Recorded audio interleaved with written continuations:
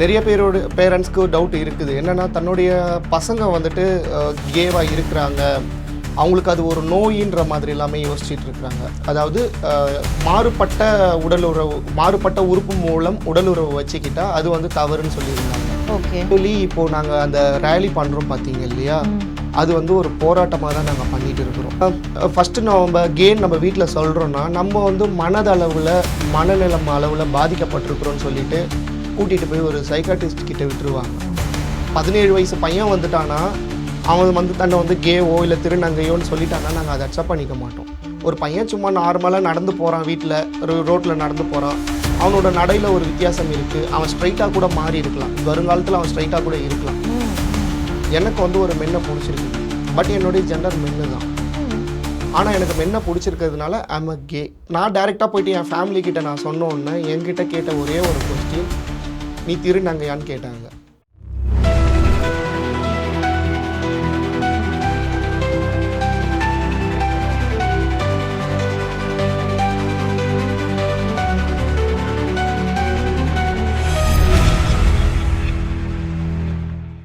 Unlimited tax நேயர்களுக்கு வணக்கம். எப்போவுமே வந்து புதுமையான விஷயம், நிறைய விஷயங்களை வந்து நம்ம சேனல் வந்து தொட்டிருக்காங்க. இன்றைக்கும் அதே மாதிரி தான் நம்ம சேனலில் வந்து இப்படி ஒரு விஷயம் போடுறது வந்து ஓகே. இதை வந்து நம்ம ஷூட் பண்ணும்போதும் சரி, டெலிகாஸ்ட் பண்ணும்போதும் சரி, ஒரு ஒரு தைரியத்தோடு தான் வந்து நம்ம எடுக்கிறோம், நம்ம வந்து போடுறோம். என்னடா ரொம்ப ஓவர் பில்டப் கொடுக்குறேன்னு நினைக்காதீங்க. இன்றைக்கி சமூகத்தில் நிறைய விஷயங்கள் வந்து நிறைய விஷயங்கள் வேறு மாதிரி நடந்துகிட்ருக்கு. ஸோ இதுவும் ஒரு விஷயம் அப்படின்னு எடுத்து நம்ம வந்து இன்றைக்கி பேச போகிறோம். கண்டிப்பாக உங்களுக்கு இன்ட்ரெஸ்டிங்காகவும் இருக்கும். இதில் நிறைய ஸ்கேம் நடக்கிறதாகவும் நம்ம கேள்விப்பட்டிருக்கோம். ஸோ அதை பற்றி பேசுகிறதுக்கு தான் நம்ம கூட வந்து அமுல்ராஜ் அப்படிங்கிறவங்க வந்திருக்காங்க. ஹலோ, வணக்கம். ஹலோ, வணக்கம். எப்படி இருக்கீங்க அமுல்? நல்லா இருக்கேன், நீங்கள் நல்லா இருக்கீங்க? அமுல்ராஜ், ஓகே. நீங்கள் சொல்லுங்கள், உங்களை பற்றி சொல்லுங்கள். நீங்கள் வந்து அன்லிமிட்டெட் டாக்ஸில் இந்த இன்டர்வியூவில் பேச போகிற விஷயம் என்ன, அதை பற்றி ஃபஸ்ட்டு சொல்லுங்கள் வியூவர்ஸ்க்கு. ஆக்சுவலி நான் வந்து ஒரு கே சோஷியல் ஆக்டிவிஸ்ட், ஓரின சேர்க்கையாளருக்காக தன்னார்வல தொண்டு நிறுவனத்தில் வந்து ஒர்க் பண்ணிகிட்ருக்கிற ஒரு நபர். ஓகே. இப்போது வந்து பார்த்திங்கன்னா ரீசெண்ட் டேஸில் வந்து கே ஸ்கேமிங் நிறைய நடக்குது. நிறைய பேரோட பேரண்ட்ஸ்க்கு டவுட் இருக்குது. என்னென்னா தன்னுடைய பசங்க வந்துட்டு கேவாக இருக்கிறாங்க, அவங்களுக்கு அது ஒரு நோயின்ற மாதிரி எல்லாமே யோசிச்சுட்டு இருக்கிறாங்க. அதை பற்றி பேசுகிறதுக்கு. ஓகே. அண்ட் வந்து இப்போ எங்களுடைய இந்த மந்த் வந்து என்ன சொல்லுவாங்கன்னா ரெயின்போ ப்ரைட் மந்த்னு சொல்லுவாங்க. ஸோ அந்த ப்ரைடை பற்றியும் பேசணும். ஓகே. அதாவது ப்ரைட் மந்த் அப்படின்னா வந்து நீங்கள் அந்த எல்ஜிபிடிக்யூ பேரணி போவீங்கல்ல, அது இந்த மந்த் தானே? எஸ், இந்த மந்த்து. Okay okay. இப்போது சமீபத்தில் வந்து நிறைய டிரான்ஸ்ஜெண்டர்ஸு, எல்ஜிபிடிக்யூ அவங்கள சார்ந்தவங்க எல்லாமே வந்து ஒரு ப்ரொட்டஸ்ட் ஒன்று பண்ணிங்க இல்லையா, லாஸ்ட் ஒரு 2 monthsக்கு முன்னாடி, 377 ஆக்ட். அது 377 ஆக்ட் கிடையாது, இப்போ நடந்த ப்ரொட்டஸ்ட். ஓகே. ஆக்சுவலி 377னா என்னன்னு சொல்லிடுறேன். 377 வந்து நம்ம இந்தியாவை வந்து இங்கிலாந்துலேருந்து பிரிட்டிஷ் ஆட்சி நடந்துட்டு இருந்தது பார்த்தீங்க இல்லைங்களா. அந்த டைமில் வந்து அதாவது மாறுபட்ட உறுப்பு மூலம் உடல் உறவு வச்சுக்கிட்டா அது வந்து தவறுன்னு சொல்லியிருந்தாங்க. ஓகே. அதாவது ஒரு ஃபீமேல் கிட்டேயுமே வந்துட்டு வேறு மாதிரியான ரிலேஷன், அதாவது செக்ஷுவல் இதுவாக இருந்தாங்கன்னா அதுவே வந்து தவறுன்றது தான் அந்த 377 அவங்க கொண்டுட்டு வந்தது. ஸோ இது வந்து டிரான்ஸ்ஜெண்டர்ஸ்க்கும் கேங்களுக்கும் ரொம்பவே போகிறது. அதாவது ஓரின செயற்கையாளர்கள், அதுக்கப்புறம் வந்து திருநங்கைகள், திருநம்பிகள், இந்த மாதிரியா இருக்கவங்களுக்கு வந்து தடை போடுறதா மாதிரியான ஒரு ஆக்டுங்கிறீங்களா? 377. அதான். ஆமாம், அது வந்து ஓரின சேர்க்கையாளருக்கு முக்கியமாக வந்துட்டு ஓரின சேர்க்கையாளர்களுக்கு வந்து அது தடை போடுற ஆக்ட் தான் அது. ஸோ அது பிரிட்டிஷ் காலத்தில் வந்துட்டு நம்ம இந்தியாவில் வந்து சட்டமாக கொண்டுட்டு வந்தாங்க. அதுக்கப்புறம் 2018 வந்துட்டு 377 வந்து கேன்சல் ஆச்சு. 18 வயது நிரம்பிய ஒரு ஆணோ இல்லை ஒரு பெண்ணோ தனக்கு தேவையானவங்களுடைய தனி அறையில் செக்ஷுவலாக இருந்துக்கிட்டாங்கன்னா அது தவறு இல்லைன்னு சொல்லிட்டு கொண்டுட்டு வந்துட்டாங்க. அண்டு வந்து இப்போது இன்னொரு விஷயம் என்னென்னா, இப்போது ரீசன்ட் டேஸில் வந்து டிரான்ஸ்ஜெண்டர்ஸ் ப்ரொட்டஸ்ட் நடந்திருக்கும். திருநங்கை திருநம்பியர் வந்து ப்ரொட்டஸ்ட் பண்ணியிருப்பாங்க. அது எதுக்காகனா நம்ம மத்திய அரசுலேருந்து ஒரு பில் பாஸ் பண்ணாங்க. ஆமாம். அது என்னன்ட்டு அந்த பில் பாஸ் பண்ணியிருக்காங்கன்னா, இப்போது ஒரு திருநங்கை அவங்க வந்துட்டு திருநங்கைன்றது நிரூபிக்கிறதுக்கு, திருநங்கையே அப்படின்னு சொல்கிறதுக்கு வந்து ஒரு டாக்டர்கிட்ட ப்ராப்பரான கவுன்சிலர் கிட்ட போயிட்டு கவுன்சிலிங் பண்ணி அவங்களோட பிரைவேட் அதாவது நீங்க ஒரு திருநங்கை தான் ஒரு திருநம்பி தான் சொல்லிட்டு நிரூபிச்சு காட்டணும். அதுக்காக ஒரு கவுன்சிலிங் சென்டருக்கு போய் அங்க இருக்கிற டாக்டர்ஸ் கிட்ட பேசி அவங்க வந்து இவங்க பிரைவேட் பார்ட்டை பார்த்துட்டு அதுக்கப்புறமேட்டுக்கு இவங்க திருநங்கை தான் அப்படிங்கறத அவங்க அங்கீகாரம் பண்ணி கொடுக்கணும்ன்ற சொல்லி ஒரு பில் ஒன்று பாஸ் பண்ணியிருந்தாங்க. ஸோ இந்த மாதிரியான பில் வந்து இதுக்கு முன்னாடி காலகட்டத்தில் இருந்துச்சு. இப்போ வந்து ஜென்ரேஷன் மாற மாற எல்லாருக்குமே வந்துட்டு தன்னுடைய சுய அடையாளம் சொல்லிட்டு ஒன்று இருக்கும். இப்போ ஒரு 17 அப்போ வந்து அந்த 377 ரத்தான டைம்ல ஒரு நால்சா ஜட்ஜ்மெண்ட்னு ஒன்று வந்திருந்தது. நால்சா ஜட்ஜ்மெண்ட்ல என்ன சொல்லியிருந்தாங்கன்னா, மேஜர் 18 வயசு நிரம்பின ஒருத்தர் வந்து தன்னை வந்து ஒரு திருநங்கை இல்லை நான் ஒரு திருநம்பி, ஒரு பெண்ணாக இருந்து தன்னை வந்து ஒரு ஆண் திருநம்பின்னு சொன்னாங்கனாலோ, இல்லை ஒரு ஆண் வந்து தன்னை வந்து ஒரு பெண் திருநங்கைன்னு சொல்லிட்டாலுமே அது வந்து ஏற்றுட்டு தான் இருக்கணும்னு சொல்லிட்டு ஒரு நால்சா ஜட்ஜ்மெண்ட் கொடுத்துருந்தாங்க. ஸோ அதை முரண்படுத்தி இப்போது இந்த ஒரு ஜட்ஜ்மெண்ட் வந்திருந்து. இது வந்துட்டு நிறைய இளம் திருநங்கைகள் இப்போ பார்த்தீங்கன்னா இளம் திருநங்கைகள் நிறைய பேர் படிச்சுட்டு ஐடி அந்த மாதிரி நிறைய ஒரு ஃபீல்டுலலாம் இருக்கிறாங்க. ஸோ அவங்களுக்கு வந்துட்டு இது வந்து ரொம்ப ஒரு கஷ்டமான விஷயம். ஒரு தன்னுடைய ஒரு அந்தரங்க உறுப்பை போயிட்டு ஒரு டாக்டர் சொல்கிறத விட அவர் ஒரு வெளிநபர் அவர்கிட்ட காட்டிட்டு நான் திருநங்கைன்னு ப்ரூவ் பண்ணுறது ஏன் அப்படின்னு கேட்டு ப்ரொடெஸ்ட் நடத்தினாங்க. நாங்கள் ஏன் நிரூபிக்கணும் அப்படிங்கிறது உங்களோட இது இல்லையா? Right, okay. இப்போது நீங்கள் வந்து கே அப்படிங்கிற ஒரு வேர்ட் சொல்கிறீங்க இல்லையா? இதோட தமிழாக்கம் என்னது? ஓரின சேர்க்கையாளர், ஆண் மீது ஆணுக்கு வரும் விருப்பம். ஓகே.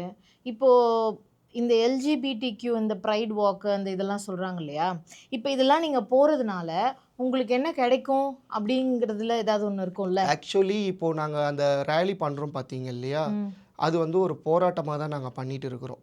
எங்களுக்கான உரிமைகளை நாங்கள் கேட்கறது. ஓகே. ஃபஸ்ட்டு ரேலி நடந்தது 2009 எப்பயும் வந்து ஃபஸ்ட்டு சென்னையில் ரேலி ஸ்டார்ட் ஆகுது. அப்போது வெறும் 100 பேர் தான் கலந்துக்கிட்டாங்க. அப்போது வந்து எல்லாருடைய ஒரு குறிக்கோள் என்னென்னா 377 அதை ரத்து பண்ண சொல்லி ரேலி ஸ்டார்ட் பண்ணாங்க. எங்களுடைய ஒரு எப்படி சொல்கிறது உங்களுக்குன்னா, எங்களுக்குன்னு வந்துட்டு உரிமைகள் தேவை. இடஒதுக்கீடு கேட்குறோம். LGBTIQA+ கம்யூனிட்டியில் இருக்கிறவங்களும் மனுஷங்க, எல்லாரும் இந்திய பிரஜை தான். எங்களுக்கான உரிமைகள் எங்களுக்கான அங்கீகாரங்களை கேட்டு நடத்துறது தான் இந்த ஒரு பேரணி. ஓகே. இப்போ நீங்கள் இவ்வளோ வருஷம் பண்ணிகிட்ருக்கீங்க இல்லையா, உங்களுக்கு ஏதாவது ஒரு சேஞ்சஸ் தெரியுதா எனக்கு இந்த சொசைட்டி கிட்ட இருந்து நான் பார்த்த டைமில் இருந்து இப்போ வந்து கொஞ்சம் அக்செப்டன்ஸ் இருக்குது சொசைட்டி கிட்டன்னு சொல்கிறத விட ஃபேமிலி கிட்ட கொஞ்சம் அக்செப்டன்ஸ் இருக்குது. பிகாஸ் எங்கள் ஆர்கனைசேஷனில் இருந்து டிஎன்ஆர்சி அண்ட் வந்து எங்களுடைய ஆர்கனைசேஷன் சென்னையிலேயே வந்துட்டு ரொம்ப பழைய ஆர்கனைசேஷன்னா சகோதரன் தான்.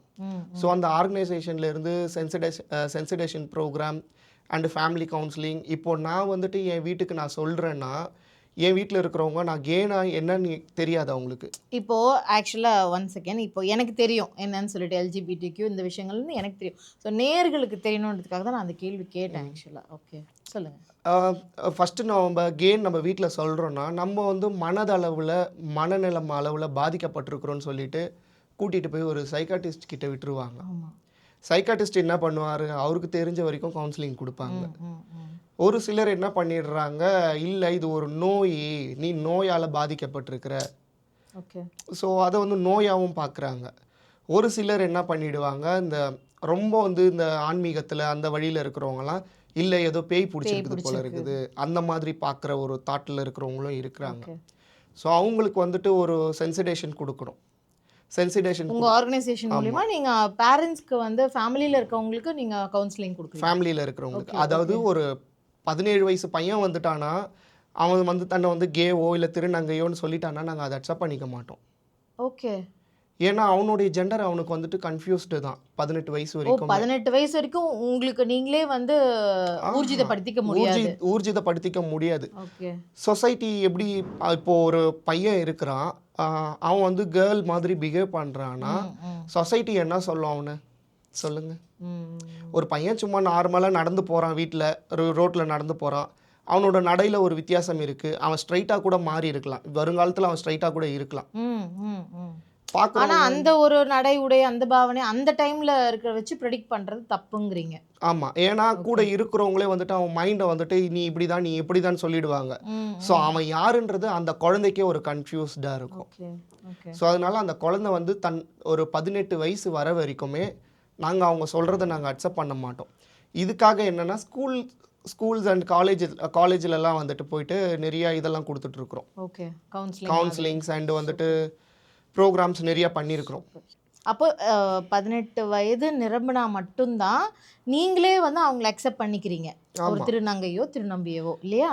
ஆமாம், ஏன்னா 18 வயசுக்கு மேலே வந்துட்டு அவங்களுடைய ஓட்டு உரிமை அவங்களுக்கு இருக்குது. ஆமாம். ஸோ அவங்க யாருன்ற ஒரு அவங்க யாருன்றதை அவங்களே வந்துட்டு இதுவாக சொல்லிக்கலாம், லீகலாக யூகிச்சிடலாம்.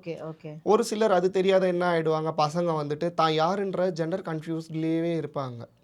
ஓகே, கன்ஃபியூஸ்ட் வந்துருச்சுன்னா, குழந்தையிலேயே ஒரு கன்ஃபியூஸ்ட் வந்துருச்சுன்னா அவங்களுக்கு லைஃப்பில் அது வந்து கன்ஃபியூஸாக தான் இருக்கும். அவங்களால எதுன்னு அந்த ஒரு நிலையான இதுக்கு வர முடியாது. ஸோ அவங்க கன்ஃபியூஸ் ஆகாமல் இருக்கிறது வந்து சுற்றி இருக்கிற சொசைட்டி கிட்ட தான் இருக்குது. ஓகே, அக்கம் பக்கத்தில் இருக்கிறவங்க வந்துட்டு கேலி கிண்டல் பண்ணுறது, மட்டம் தட்டி பேசுறது, இதெல்லாமே ஒரு விஷயமா இருந்தாலுமே நம்ம ஃபேமிலியில் நம்ம பசங்கக்கிட்ட எவ்வளோ சோஷியலாக பழகி அவங்களுடைய விஷயங்களை வந்துட்டு பசங்க வந்துட்டு அவங்க ஷேர் பண்ணணும் ஃபேமிலிக்கிட்ட. ஆமாம், அதை ஷேர் பண்ணாங்கன்னா ஃபேமிலி அக்செப்ட் பண்ணிக்கணும். ஓகே இருக்கட்டும் பார்த்துக்கலாம் அப்படின்னு சொல்லிட்டு அக்செப்ட் பண்ணி வாழணும். இல்லை அப்படி பண்ணக்கூடாது, இது தப்பு அது தப்பு, இப்படிலாம் நடக்கக்கூடாதுன்னு சொல்லிட்டு கண்டிக்கக்கூடாது. உடனே கண்டிச்சாலுமே குழந்தைங்களுக்கு வந்து அது ரிப்பீட் தான் ஆகும். ஓகே, இப்போ நீங்கள் வந்து குழந்தை பருவத்திலேருந்து அந்த 18 வயசுக்கு உண்டான விஷயங்கள் நீங்கள் சொல்கிறீங்க. இப்போ 18 வயசு நிரம்பி ஒரு கொஞ்சம் ஒரு டீனேஜ் அப்படிங்கிற ஒரு இதில் வரும்போது நிறைய பேர் வந்து தவறான பாதைக்கு தள்ளப்படுறாங்க, இல்லையா? லைக் வந்து லேடிஸ் இல்லை, ஜென்ஸுன்னு இல்லை, நான் மொத்த சமூகமாகவே சொல்கிறேன். எல்லாருக்குமே அந்த மாதிரி ஒரு விஷயங்களை கடந்து தான் வந்து போயிட்டுருக்கு நாடு இப்போதைக்கு. இதில் வந்து தனித்துவமாக நம்ம பார்க்குறோம் அப்படின்னா, ஒரு டிரான்ஸ்ஜெண்டராக ஒரு நீங்கள் சொல்கிற மாதிரி ஓரின சேர்க்கையாளர்கள் இந்த மாதிரிலாம் இருக்காங்கல்ல, இவங்களை வந்து இந்த சமுதாயம் இன்ன வரைக்கும் ஏற்றுக்கவே இல்லை. அதாவது மோஸ்ட் ஆஃப் த சமுதாயம் நான் சொல்கிறேன், ஓகேவா? இதை வந்து இன்னும் கூட இப்படி இருக்காங்களே அப்படிங்கிற என்னைக்காவது உங்களோட இதில் வந்து நீங்கள் இதை பற்றிலாம் பேசியிருக்கீங்களா? ஏன் நம்மளை அக்செப்ட் பண்ணிக்க மாட்டாங்க, நம்ம கரெக்டாக தானே இருக்கோம், நம்மளோட மைண்ட் செட்டுக்கு ஆமாம் எனக்கு 18 வயசு ஆகிடுச்சு, நான் இதுதான் அப்படின்னு நீங்கள் உங்களுக்குள்ள ஒரு கன்க்ளூஷன் வந்துடுறீங்க. பட் இந்த ஒரு தெளிவு வந்து மக்களுக்கு சொசைட்டியில் வரலையே ஏன் அப்படின்னு எனக்கா யோசிச்சிருக்கீங்களா? யோசிச்சிருக்கிறேன். எனக்கு தெரிஞ்சு ஒரு சில விஷயம் நான் ஷேர் பண்ணிக்கிறேன். அது என்னுடைய கருத்து தான், தனிப்பட்ட கருத்து தான். இது என்னுடைய ஃப்ரெண்ட்ஸ் அண்டு ஃபேமிலியில் ஒரு சிலர் பேசுனதுனால எனக்கு தெரியும். அவங்கள பொறுத்த வரைக்கும் வந்துட்டு இப்போது வந்து நான் வந்து மென், எனக்கு வந்து ஒரு மென்னை பிடிச்சிருக்குது. பட் என்னுடைய ஜெண்டர் மென்னு தான். ஆனால் எனக்கு மென்னை பிடிச்சிருக்கிறதுனால ஐம் அ கே. அது வந்து என்னுடைய செக்ஷுவாலிட்டி. பாதி பேருக்கு செக்ஷுவாலிட்டி எது ஜெண்டர் எதுன்ற ஒரு இதுல இருந்தே அவங்க இன்னும் வெளியில வரல. பையனுக்கு ஈர்ப்பு வந்துருச்சுன்னா அவங்க வந்துட்டு ஒரு டிரான்ஸ்ன்றது தான். ஒரு சிலர் மோஸ்ட் ஆஃப் த பீப்புள்ஸ் அந்த மாதிரி தான் யோசிக்கிறாங்க. ஸோ அவங்களுக்கு ஜெண்டர்னா என்ன, செக்ஷுவாலிட்டினா என்னன்ற ஒரு தெளிவு கிடைச்சாதான் நம்மளை வந்துட்டு அவங்களுக்கு வந்து மற்றபடி எல்லாத்தையும் சொல்ல முடியும். ஸோ நான் டைரெக்டாக போயிட்டு என் ஃபேமிலிக்கிட்ட நான் சொன்னோன்னே என்கிட்ட கேட்ட ஒரே ஒரு கொஸ்டின், நீ திருநங்கையான்னு கேட்டாங்க. ஓகே, அது வரைக்குமான தெளிவு தான் நம்ம மக்கள்கிட்ட இருக்குது. இப்போ புரியுதா? நான் கேட்டது வந்து என்னென்னா, இப்போது திருநங்கைகள் அப்படின்னு நம்ம சொல்கிறோம் இல்லையா, அவங்கள வந்து இப்போ நம்ம அன்றாட வாழ்க்கைகள் இப்போ நம்ம நிறைய இடத்துல பார்க்குறோம். அவங்க பெரிய பெரிய இடத்துல இருக்காங்க. இப்போது லைக் லாயர்ஸு, டாக்டர்ஸு, நிறைய விஷயம் ஐடிஸில் நிறைய இடத்துல இப்போ பரவலாக இருக்காங்க. அவங்க வந்து இப்போ வந்து கொஞ்சம் சகஜமாயிட்டு இருக்காங்க நம்மளோட. இப்போது உங்களோட இந்த கே அப்படிங்கிறது வந்து புதுசாக இருக்க மாதிரி இப்போது இருக்க சொசைட்டியில் புதுசாக இருக்க மாதிரியான ஒரு விஷயத்த வந்து திரும்ப நீங்கள் உள்ளே நுழைக்கிறீங்க. நான் சொல்லுது ஒரு 20 இயர்ஸ்க்கு முன்னாடி டிரான்ஸ்ஜெண்டர்ஸை எப்படி வந்து ஐயோ அப்படின்னு பார்த்தாங்களோ மக்கள், அந்த மாதிரி இப்போ வந்து உங்களை பார்த்துருக்காங்களா? உங்களுக்கு அந்த மாதிரி தான் நடந்திருக்கா? ஒரு சிலருடைய கொஸ்டின் என்னென்னா, பையனும் சேர்ந்து எப்படி செக்ஸ் வச்சுப்பீங்க? சின்ன பசங்கள்லேருந்து பெரியவங்க வரைக்கும் இருக்கிற ஒரே ஒரு விஷயம் என்னென்னா, கேவாக மாறுறவங்க எல்லாருமே செக்ஸ்க்காக தான் இருக்கிறாங்கன்றது தான் யோசிக்கிறாங்க. இன்னொரு விஷயம் என்னென்னா, ஒரு சில ஃபேமிலியில் அக்செப்ட் பண்ணிக்கிறாங்க. அக்செப்ட் பண்ணுற பீப்புள் யாருன்னா ட்ரான்ஸ். நாங்கள் வந்து நாட்டுக்கு வந்துட்டு ரொம்ப வந்துட்டு துரோகம் நினச்சவங்க மாதிரி எங்களை பார்ப்பாங்க. நாங்கள் மென்னுன்னு சொன்னாலுமே அவங்க நீங்கள் மென்னுன்னா அப்போ கேன்றது ஒரு ஜெண்டரான்னு தான் கேட்குறாங்க. எனக்கு ஸ்கூல் டைமில் இந்த ஒரு தெரிஞ்ச உடனே ஸ்கூலில் இருக்கிற எல்லாருமே நான் அப்யூஸ் தான் பண்ணேன். என் கூட பழகுன பொண்ணுங்களுக்கு எல்லாருக்குமே என்னால் பாதுகாப்பு கிடைச்சிது. ஏன்னா என் கூட இருந்தாங்கன்னா எனக்கு பொண்ணுங்க மேலே இன்ட்ரெஸ்டே கிடையாது. ஓ அப்போ நீ பையனை மட்டும்தான் வலை போட்டு தேடுவியான்லாம் கேட்டுட்டு இருந்தாங்க. எனக்கு பார்ட்னர் இருக்கிறாங்க. 4 to 5 years முன்னாடி நானுமே நைட் லைஃப்லேயே இருந்தேன்.